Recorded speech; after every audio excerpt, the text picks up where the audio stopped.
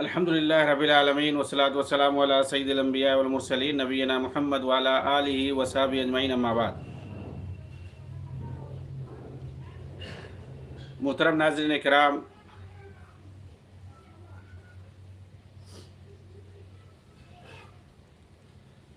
पिछले दर्स के अंदर ये बात बताई गई कि कैसे इमाम बरभाई रहमुल्लाह ने अहले बिदात की कुछ निशानियां बताई हैं।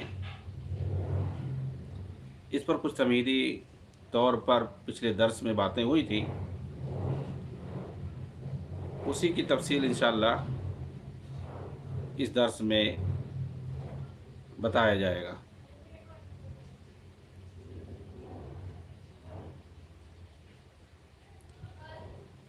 चुनांचे मुसन्निफ रहमुल्लाह कहते हैं कि अगर किसी को ये कहते हुए सुनो कि फ़लाँ मुशब्बे है, फ़लाँ तस्बीह के बारे में कलाम कर रहा है, तो उसे मुत्तहम करो और जान लो कि वो जहमी है। तस्बीह यानी ऐसी बातें जहमिया करते हैं। क्यों? इसलिए कि वो साफ साफ तमाम सिफ़ात का इनकार करते हैं। वो पहले तस्बीह देते हैं, फिर इनकार कर देते हैं। अच्छा, जो साबित करते हैं उनको ये लोग मुशब्बिहा कहते हैं। इसीलिए कहा कि अगर कोई किसी को मुशब्बिहा कहे कि मुशब्बे है, मुशब्बिहा है में से इसका ज़िक्र आता है नाम, या अरे ये तो तस्बीह की बात कर रहा है। अगर कह दो कि अल्लाह ताला के हाथ है, अरे ये तो मुशब्बिहा हो गया क्योंकि इसने हाथ कह दिया, वगैरह वगैरह, तो समझ लो कि वो जहमी होगा।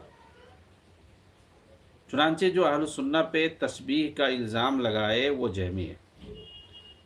उन सिफ़ात बारी का मुअत्तिल है जो किताबुल्लाह सुन्नत सहिया से साबित है। वो सिफ़ात अल्लाह ताला के अस्मा और सिफ़ात को नहीं मानता, क्योंकि इन दोनों में सिफ़ात बारी को साबित किया गया है।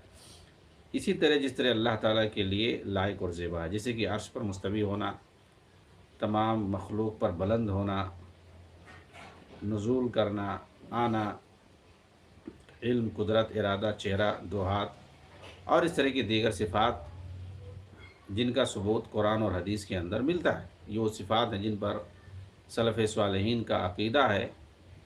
उनमें सहाबा, ताबईन से लेकर तमाम सलफ़ शामिल हैं, यहाँ तक कि जहमिया का ज़ुहूर हुआ। जाद इब्न दिरहम से इसका आगाज़ हुआ और इसी बिदात की वजह से उसे कत्ल किया गया, और इसी बिदात का वारिस बाद में चलकर जहम बिन सफ़वान हुआ और उसी ने इसे मशहूर किया। तो ये तजव्वुम की जो निस्बत है जहम बिन सफ़वान की तरफ हो गई। तकदीर इनकारे सिफ़ात की बिदात और कह लें आप जो है कुफ्र और ज़ंदक़ा, ये जहम इब्न सफ़वान की तरफ मंसूब कर दिया गया, इसलिए कि इसने इसको मशहूर किया अब्बासी दौर में, जबकि इससे पहले जाद इब्न दिरहम ने ये बात कह दी थी और सिफ़ात का इनकार कर दिया था। उसने कहा था कि जो है अल्लाह ताला ने मूसा अलैहिस्सलाम से बात नहीं किया, इस तरह का इनकार किया, तो उसे मारा गया था जाद इब्न दिरहम को। बनु मैया के दौर में ये था। हाँ, तो उस वक्त फ़ौरन सज़ा देते थे अगर कोई दीन के ख़िलाफ़ चलता था। तो बाद में जामिया का ज़ोहर हुआ और अब्बासी दौर का ज़माना, अब्बासी ज़माना आया, तो उस वक्त जो है बिदात आम हो गई शुरू ज़माना को छोड़ करके। कहते हैं कि इस बिदात से बाद में चलकर दूसरे अहले बिदात भी मुतासिर हुए, जैसे मुतज़िला, ख़वारिज, अशायरा वगैरह। ये सब तीसरी सदी हिजरी में हुआ है, क्योंकि इससे पहले इमाम अहमद रहमहुल्लाह के ज़माने में वो सब अहलुस सुन्ना के साथ, लेकिन अशारी और उनके बाद बाक़िलानी के ज़ुहूर के बाद अशायरा भी तातील की बिदात में फंस गए, यानी ये भी बाज़ सिफ़ात का इनकार करने लगे। चुनांचे ये सारे अहले बिदात उन अहलुस सुन्ना को जो अल्लाह की सिफ़ात को साबित करते हैं, ये सारे बिदाती उनको क्या कहते हैं? मुशब्बिहा कहते हैं। और जहाँ तक खालिस जहमिया का ताल्लुक़ है, तो ये मुतलक़ तौर पर अल्लाह के अस्मा और सिफ़ात को नहीं मानते। उस दलील के साथ कि अगर हम अल्लाह के लिए इन सिफ़ात को साबित कर देंगे तो उससे क़दामत लाज़िम आएगा, जैसा कि जहमिया और मुतज़िला कहते हैं, तो वो नहीं मानते। معتزلہ اسما کو ثابت مانتے ہیں لیکن ان کے یہاں ان کا کوئی معنی نہیں ہے، یعنی کہیں گے اللہ تعالیٰ سمیع ہے، ٹھیک ہے، بصیر ہے، ٹھیک ہے، لیکن سمیع ہے لیکن کہیں گے سنتا نہیں ہے، بصیر ہے لیکن دیکھتا نہیں، نعوذ باللہ۔ بھائی تو فائدہ کیا ہے تم کو ماننے سے؟ معنی ہی نہیں مانتے ہیں، اور کہتے ہیں اس کی کوئی دلالت نہیں ہے، گویا شکلی طور پر اعتراف کرتے ہیں کہ انہ السمیع العلیم، اللہ سمیع ہے، علیم ہے، بصیر ہے، صرف مانتے ہیں لفظی طور پہ، لیکن معنی نہیں تسلیم کرتے، فائدہ کیا بھائی؟ اور جہاں تک صفات کا تعلق ہے تو انہیں مانتے ہی نہیں، بالکل معطل کرتے ہیں، انکار کرتے ہیں، جہاں تک اشاعرہ کا تعلق ہے تو بعض صفات کو ثابت مانتے ہیں، اور وہ کل 7 صفات ہیں، جسے علم، قدرت، ارادہ، سمع و بصر وغیرہ، اور ان کے علاوہ معطل مانتے ہیں، جیسے استواء ہے، علو ہے، نزول ہے، آنا جانا، ہنسنا، راضی ہونا، غصہ ہونا، جو بہت سارے صفات جو اللہ تعالیٰ کے لیے ثابت ہیں، اس کو یہ بھی نہیں مانتے، اشاعرہ بھی نہیں مانتے۔ اس طرح یہ اپنی عادت کے مطابق دونوں کے درمیان بین بین ہیں، یعنی خوارج اور معتزلہ کے درمیان، جہمیہ کے درمیان، جہمیہ اور معتزلہ سے کچھ لیتے ہیں اور کچھ اہل السنہ کے مذہب سے بھی لیتے ہیں، اور خود کو اہل السنہ والجماعہ میں شامل مانتے ہیں، یہ اشاعرہ کی بات ہو رہی ہے۔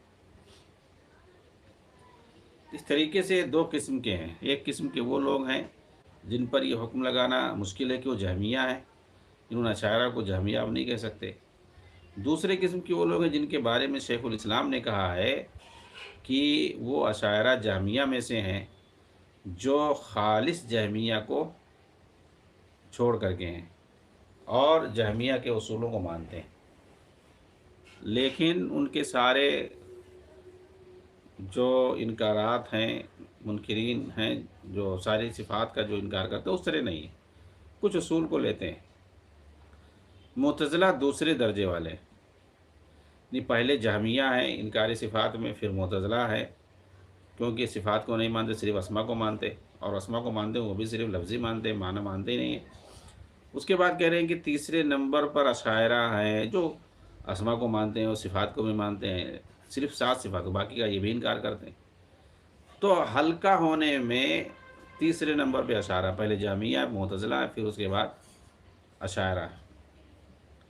پھر کہا کہ چنانچہ ان لوگوں سے جو لے گا وہ کچھ ابانہ میں ہے، جسے ابو الحسن اشعری نے اپنی زندگی کی آخری عمر میں لکھا ہے، وہ اہل سنہ میں شمار ہوگا۔ یعنی اشاعرہ میں اگر کوئی الابانہ کی بات مانتا ہے، اصل میں کیا ہے، جو ابو الحسن اشعری کی طرف نسبت کرتے ہیں اور اپنے آپ کو اشاعرہ کہتے ہیں، اشعری کہتے ہیں، وہ 2 طرح سے ہیں۔ ایک وہ اشاعرہ ہے جو اپنے آپ کو اشعری کہتے ہیں، وہ ابو الحسن اشعری کے پرانے مذہب کو مانتے ہیں، قدیم مذہب کو مانتے ہیں، اور قدیم مذہب جو ان کا تھا، پرانا مذہب جو ان کا تھا، وہ صحیح نہیں تھا، وہ معتزلہ والا تھا۔ جی ہاں، کلابیہ اور معتزلہ اور جہمیہ کا سب مکس تھا، تو وہ صحیح نہیں تھا۔ تو کچھ لوگ وہی مانتے ہیں، اسی عقیدے کو، اسی میں انکار صفات وغیرہ پایا جاتا ہے، اور دوسری جو ہے تصوف کی گندگی پائی جاتی ہے۔ لیکن آخری عمر میں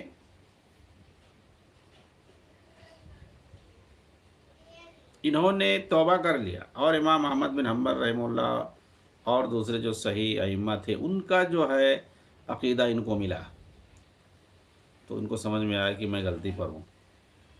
ابو علی جبائی جو معتزلی تھا اور بہت کٹر تھا، یہ اسی کے کچھ رشتہ دار تھے، ہاں، بھتیجے بھانجے تھے، تو ان سے جو انہوں نے دین سیکھا، اور تو ظاہر سی بات ہے جیسا جو رہے گا ویسے سکھائے گا، بدعتی رہے گا تو بدعت سکھائے گا، تو انہیں سے متاثر تھے۔ لیکن بعد میں جو امام احمد بن حنبل رحمہ اللہ اور دوسرے جو ائمہ جن کا عقیدہ صحیح تھا، ان کی کتابیں جب انہوں نے پڑھی، تب ان کو سمجھ میں آیا کہ ابھی تک میں غلط تھا، تو اس سے توبہ کر لی۔ اور ان کی 2 کتابیں مشہور ہیں جو بعد میں لکھی ہیں آخری عمر میں، مقالات الاسلامیین، اور خاص طور سے ایک الابانہ۔ جو کہ مشہور ہے، انہوں نے اس میں رجوع کیا ہے، اپنے پرانے عقیدے سے منحج سے اور توبہ کیا ہے، اور یہ لکھا کہ اب میں یہ لکھ رہا ہوں، یہی میرا عقیدہ ہے، اور یہ امام احمد بن حنبل وغیرہ کے عقیدے کے مطابق ہے۔ تو یہ جو ہے الائبانہ ان کی صحیح ہے۔ تو جو لوگ، کچھ لوگ ایسے ہیں جو اپنے آپ کو اشعری کہتے ہیں لیکن ایبانہ والا اشعری وہ مانتے ہیں، ٹھیک ہے، تو ان کو اہل سنہ والجماعہ میں شامل مانا جائے گا۔ لیکن وہ اشعری جو اس کو نہیں مانتے، وہ کہتے ہیں الابانہ کا انکار کرتے ہیں، لوگ کہتے ہیں جھوٹی کتاب ہے، ان کی طرف منسوب کی گئی ہے، نہیں صحیح نہیں ہے۔ تو وہی جو پرانا عقیدہ جو معتزلہ، جہمیہ اور اشاعرہ نہیں، کلابیہ، اشاعرہ تو انہی کی طرف منسوب ہے، تو معتزلہ، جہمیہ اور کلابیہ، ان لوگوں کا جو عقیدہ تھا وہی سب مکس تھا پہلے، اور پھر وہی مکس جو بن کر کے یہ لوگ کہتے ہیں کہ اصلاح کیا انہوں نے۔ پہلے جو غلط فرق پائے جاتے تھے مذاہب، جیسے کلابیہ ہے، معتزلہ ہے، جہمیہ ہے، اور سب سے بیکار جہمیہ، تو ان سب کے اندر انہوں نے اصلاح کیا تھا، ٹھیک ہے اصلاح کیا تھا، لیکن غلطیاں تو تھیں، تو پورا تھوڑی اصلاح کر دیا تھا، اصلاح تو آخری وقت میں کیا ہے الابانہ لکھ کر کے، نہیں تو وہ گندگی پائی جاتی پہلے ہی۔ تو بہرحال تو اس کو پرانا ہی جو لوگ مانتے ہیں، تو کہا وہ تو کسی صورت میں اہل سنہ میں نہیں آئیں گے، وہ باطل فرقوں میں شمار، لیکن وہ اشاعرہ جو ہے، جو اپنے آپ کو الابانہ سے لیتے ہیں، تو ان کا شمار اہل سنہ میں ہوگا، لیکن کہہ رہے ہیں ابن تیمیہ رحمہ اللہ کہ ان کے لیے ایک شرط ہے کہ وہ اپنی نسبت اشعریت کی طرف نہ کرے، بھائی ڈائریکٹ وہ جو ہے اپنے آپ کو اہل سنہ کہیں، اشعری نہ کہیں اپنے آپ کو، کیونکہ اس میں مفسدہ ہے۔ مفسدہ کیا ہے؟ اس سے مطلب شبہہ ہے، اشعری کہنے سے وہ پرانے مذہب والا اشعری سمجھ میں آ جائے گا جو باطل فرقہ ہے، تو اس لیے یہ چونکہ شبہہ ہے، اس میں مشکوک ہے معاملہ، تو اپنے آپ کو اشعری نہ کہیں تو بہتر ہے۔ یہاں بتانے کا مقصد یہ ہے کہ جہمیہ، معتزلہ، خوارج، اشاعرہ، یہ سب ان اہل السنہ کو جو اللہ کی صفات کو ثابت کرتے ہیں انہیں مشبہہ کہتے ہیں۔ یہاں جو جہمیہ، معتزلہ، خوارج کے ساتھ اشاعرہ کو جوڑا گیا ہے، یہ اشاعرہ وہی ہے جو ابوالحسن اشعری کے پرانے عقیدے کو مانتے ہیں، جو انہوں نے اپنے اندر تبدیلی کی اور توبہ کیا پرانے عقیدے سے، اور پھر اہل السنہ کا عقیدہ انہوں نے لکھا امام احمد بن حنبل والا اپنی کتاب الابانہ کے اندر، اس کو نہیں مانتے، حالانکہ یہی صحیح ہے۔ یہ ایسے ہی ہے جیسے آپ دیکھیں یہ تحریکی جو ہیں ابوالعلا مودودی، چونکہ یہ حالیہ زمانہ ہے اور اس میں ہم جی رہے ہیں، ایسے لوگوں کا سامنا زیادہ ہے، اس لیے اسی مثال دے رہا ہوں میں۔ تو ابوالعلا مودودی جو تھے وہ جب تک بھارت میں تھے، ہندوستان کے اندر تھے، ان کی کتاب ہے اسلام اور سیاسی کشمکش، اس طرح کی کتاب کا نام ہے، 2 جلد میں ہے، اس کے اندر انہوں نے ثابت کیا ہے، لکھا ہے باقاعدہ، اپنا عقیدہ لکھا، اپنا نظریہ، اپنی فکر ہے کہ جمہوریت یہ کفر ہے، ووٹ دینا حرام ہے، وغیرہ کفر ہے، شرک ہے ووٹ دینا، اس طرح کی بات لکھی ہے۔ اور یہاں جب تک تھے وہ چاہتے ہی نہیں تھے کہ ملک آزاد ہو، جی ہاں، آزاد کر کے کرو گے کیا؟ تو آزادی میں تو بھائی کیا نہیں تھے یہ آزادی سے پہلے کے یہ ہیں، لیکن ان کا کوئی جو ہے عمل دخل نہیں ملتا ہے، انہوں نے آزادی میں کوئی حصہ نہیں لیا، حالانکہ یہ تو 1902-3 میں پیدا ہوئے تھے، اور پورے جو ہے جوان تھے یہ آزادی کے وقت، کم سے کم یہ 45 سال کے تھے، تو ان کو تو فل سپورٹ کرنا چاہیے اور حصہ لینا چاہیے۔ لیکن یہ جو مخالف تھے، یہ چیز دیکھیے کوئی بتاتا نہیں ہے، اور یہ مودودی جماعت والے اس پر خاموشی اختیار کرتے، خاموش رہتے ہیں، عام طور سے نہیں بولتے ہیں، بس وہی ذکر کریں گے، ہاں مسلمانوں نے حصہ لیا، مسلمانوں نے، ارے بھئی تمہارے جو ہے جماعت والے کیا حصہ لیے تھے بتاؤ نا، کچھ نہیں حصہ لیے، آزادی سے پہلے جماعت بھی بنا لیے تھے، یہ بھی مسئلہ ہے، شاید 41 یا 42 میں، تو یہ بھی نہیں کہہ سکتے ہیں کہ اصل میں کیا ہے آزادی کے بعد ہماری جماعت بنی ہے، یہ بھی نہیں کہہ سکتے بھائی آزادی سے پہلے ان کی جماعت بنی ہے 42 یا 41 میں، اور اس وقت تو زیادہ پیک پر معاملہ تھا۔ تو مودودی نے جب تک جماعت نہیں بنائی تھی اپنی، اس وقت بھی اس کے خلاف تھے اور نہیں چاہتے تھے، اور بعد میں بھی جماعت بنانے کے بعد کوئی وہ نہیں تذکرہ نہ چاہتے تھے۔ اچھا یہ لوگ دعویٰ کرتے ہیں کہ وہ الگ اپنا ایک ملک بنانا چاہتے تھے، حالانکہ جو صحیح بات ہے کہ یہ بھی غلط ہے۔ ہاں تو جو بھی ہو، لیکن جب ملک آزاد ہو گیا انگریزوں سے، اور اس وقت تک تو ان کا یہی نظریہ تھا کہ جو ہے یہ جمہوریت وغیرہ صحیح نہیں ہے، شرک ہے، طاغوت ہے، کفر ہے، ووٹ دینا حرام ہے، یہ ساری چیزیں۔ تو پھر کیا نظریہ تھا؟ مطلب ان کا نظریہ تھا کہ ڈائریکٹ خلافت قائم کرو، جو بالکل یہ تنظیم والوں کا ہے۔ ڈاکٹر اسرار جنہوں نے تنظیم بنا لی، انہوں نے کیوں تنظیم بنائی؟ اسی وجہ سے بنائی۔ پہلے وہ ابو العلا مودودی کے ساتھ تھے ڈاکٹر اسرار، وہ بھی ڈائریکٹ خلافت لانا چاہتے تھے، لیکن ان کا جب نظریہ بدل گیا، جب پاکستان بن گیا تو یہ بھاگ کے چلے گئے پاکستان، پٹھان کوٹ سے لاہور چلے گئے، اور وہاں پر اپنی جو ہے تنظیم کو بڑھایا، بہت سارے لوگ ان کے ساتھ ہو گئے۔ تو اب جو ان کو دکھائی دیا کہ یہ تو حکومت میں آ کر کے عہدہ پا کر کے ملک کی قیادت کر سکتے، اقتدار ملے گی، ایسا اور ویسا، تو وہ باتیں جو انہوں نے پہلے لکھی تھی اس کے برعکس انہوں نے لکھا جائز، ووٹ دینا جائز ہے، اور جمہوریت کو ایسا پروموٹ کیا کہ نظام مصطفیٰ، خلافت کا نام ہی چھوڑ دیا انہوں نے، نظام مصطفیٰ دوسرا لفظ لے آئے، تاکہ جو ہے کسی کو تکلیف نہ ہو، سب اس میں آ جائیں، بریلوی بھی آ جائیں، شیعہ بھی آ جائیں، سب آ جائیں،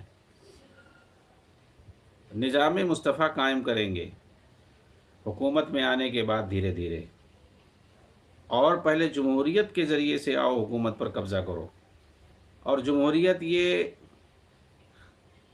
شورائی خلافت کی ایک طرح سے سمجھ لیجئے کہ نمونہ ہے، کہ یہاں بھی مشورہ لیا جاتا ہے، وہاں بھی مشورہ لیا جاتا ہے، ایسا سب تجویز دے کر کے، اس لیے صحیح ہے۔ ارے پہلے نہیں صحیح تھا، پہلے بھی تو یہ بات کہہ سکتے تھے۔ اچھا دیکھیے، جمہوریت کو انہوں نے جائز کر دیا، پہلے طاغوت تھا اب جائز ہو گیا، اور اس کے بعد اور بھی آگے نکل گئے، حکومت میں، سیاست میں الیکشن ہوتا تو خوب پرچار کرتے، گٹھ بندھن بنا کر کے، نو پارٹیوں کا اتحاد بنا کر کے، جس کی حکومت ہوتی اس کے خلاف خوب دھرنا، پردرشن، احتجاج، جیسے آج کل چل رہا ہے، ان کا ہمیشہ سے یہی چلتا ہے۔ اس لیے ہم کہتے ہیں کہ اس کو دھرنا پارٹی نام رکھنے تو زیادہ بہتر ہے، کیونکہ وہ مہینے کے 30 دن میں وہ، اب یہی سمجھ لیں کہ جمعہ جمعہ چاہیں یہ لوگ سڑکوں پہ نہیں ہوتے ہوں گے، نہیں تو ہمیشہ سڑکوں ہی پہ دکھائی دیتے ہیں۔ یہ دھرنا پارٹی صحیح ہے، وہ بھی ایسے کرتے تھے، حکومت کے خلاف ماحول بنا دیتے، خاص طور سے انہوں نے ماحول زیادہ بنایا جنرل ایوب کے خلاف، اور اس کے خلاف صرف ماحول ہی نہیں، فاطمہ جنہ کو کھڑا کیا ملک کی سربراہی کے لیے، شیعہ عورت کو۔ اب بتاؤ، جمہوریت شیعہ عورت کے ذریعے سے نظام مصطفیٰ قائم کریں گے، شیعہ عورت کے ذریعے سے کون سا نظام مصطفیٰ قائم ہوگا بھائی؟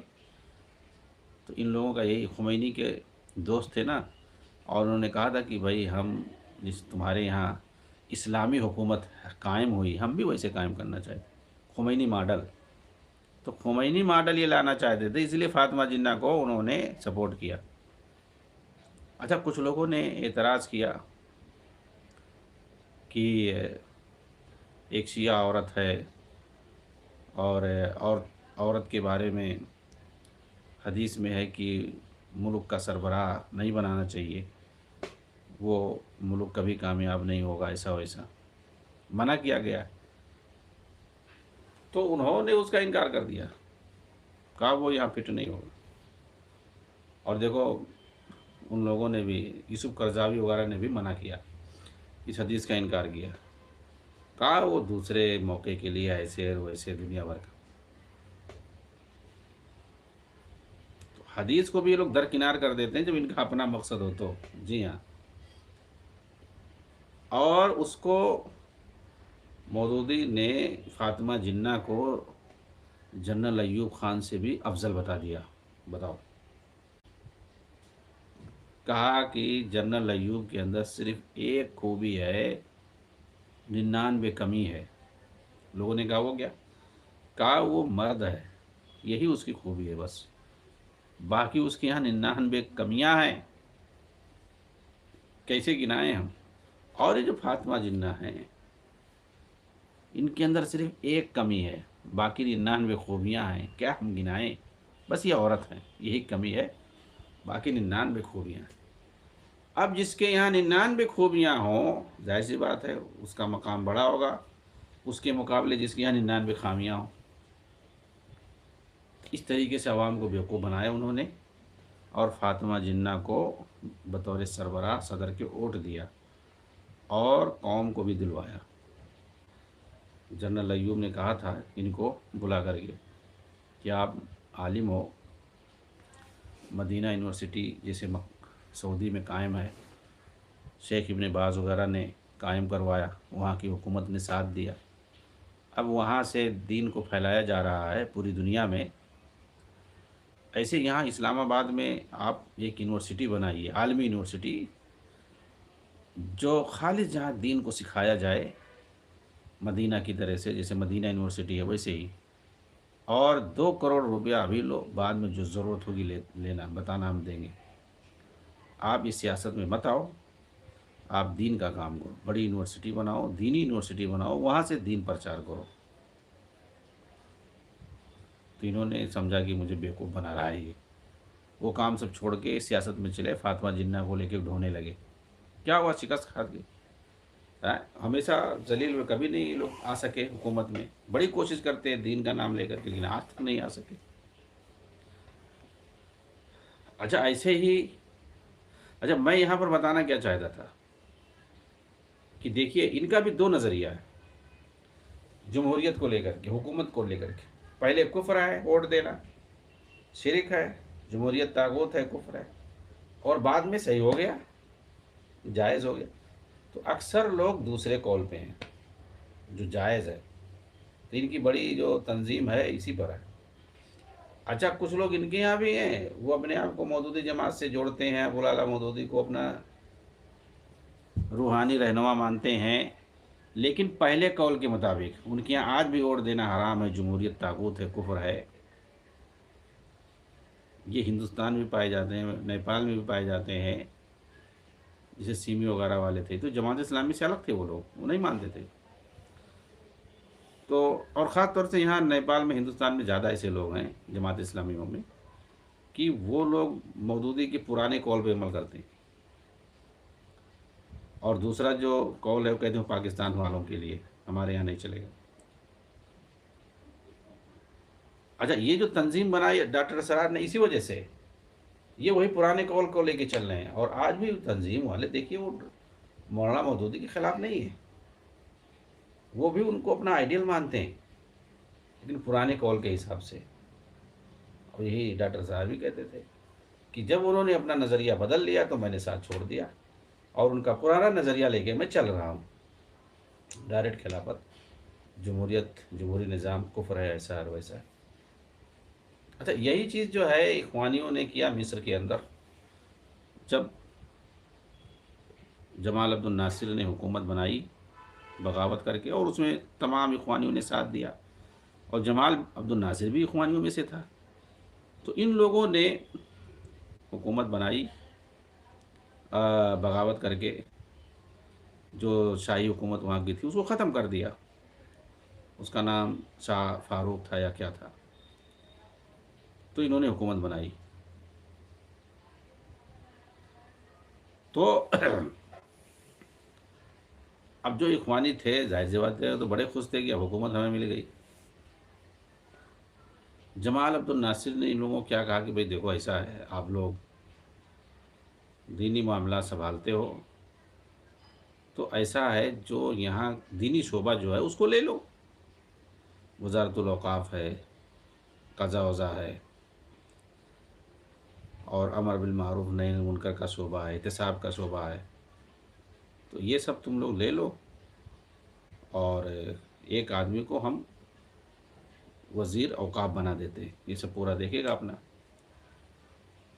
اور جو ان کا اس وقت حسن بننا کا تو انتقال ہو گیا تھا، حسن حزیبی تھے، ان کو بلایا اور اخوانیوں کو کہا کہ وزیر بن جاؤ، اور باقی ہم دیکھتے ہیں معاملہ. دیگر جو حکومت کے دیگر قلمدان ہے ادھر تم لوگ مت آنا بھائی، وہ دنیاوی معاملہ ہے، سب ہم دیکھ لیں گے. تو یہ لوگ غصہ ہو گئے، یہ لوگ واپس چلے آئے بھاگ کر کے، کہہ رہے ہم لوگوں کو بیوقوف بنا رہا ہے، ہم نے اس کو پڑھایا سکھایا اور آج یہ حکومت پر قابض ہو گیا، جنرل بن گیا تو ہم لوگوں کو لات مار دیا ایسا اور ویسا. تو کہا بھائی ہم لوگوں کو وہ بھی نہیں چاہیے، رکھ لو اپنے دینی شعبہ تم رکھ لو. اچھا یہ لوگ دین سے بھاگتے ہیں، یہ سے تو میں کچھ واقعہ بتا رہا ہوں نا، سمجھ میں آئے گا. جسے مودودی کو بول رہا تھا اس نے ایسا ایسا کر لو، تم دین سکھاؤ، تعلیم دو، دعوت دو، انکار کر دیا. کہا وہ اس میں کیا رکھا ہے، ہم سیاست میں آئیں گے، پورا قبضہ کریں گے.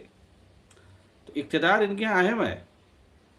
تو وہاں بھی اخوانیوں نے سب کا دینی پورا شعبہ دے رہا تھا، چلاؤ بھائی آرام سے. دینی شعبہ کا مطلب یہی ہے کہ شریعت نافذ کرو، اس میں ساتھ دو. لیکن ان لوگوں نے انکار کر دیا، نہیں لیا، لڑائی جھگڑا شروع کر دی. اور پھر اس کے بعد یہ ہوا جب ان لوگوں نے بغاوتیں کی، بم دھماکے شروع کیے، تو اس نے بھی ان کو مارنا شروع کر دیا، جیل میں ڈالنا شروع کر دیا. پھر مصر کو چھوڑ کے وہ لوگ بھاگ گئے. تو یہ کیا ہوتے ہیں، دین بیزار ہوتے ہیں.